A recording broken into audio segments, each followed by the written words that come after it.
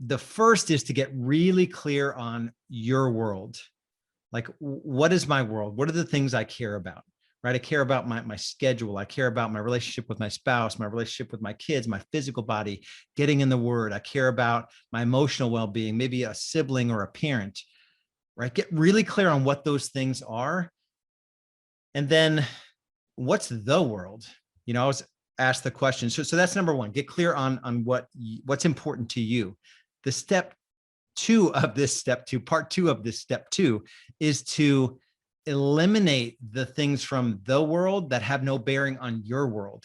So constantly getting in social media and thinking like, oh, look at that person, their spouse and their pretty kids and that nice car, and like, wonder what they have going on that I don't have going on. Or constantly and incessantly watching the news, right? That's the world. That's not what's happening in another country. Doesn't really have an impact on the world that you've defined in the first step of this part two, right? So get clear on the world versus your world. And then it becomes really, really easy to focus on the things that matter most.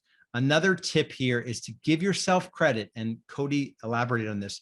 Give yourself credit for how far you've come. Hard charging business builders tend to be so focused on the future that we rarely take note of where we've come from. And so Cody built a business like less than 500,000 GCI, about 400 or so, increased it to 2.3 million with a 7-figure take home. And she's taking steps to get out of production 100%, and she'll do it and still maintain a 7-figure net income. Yet she still felt like she wasn't achieving. That's because she's looking up the mountain and she hasn't looked back to see how far she's come.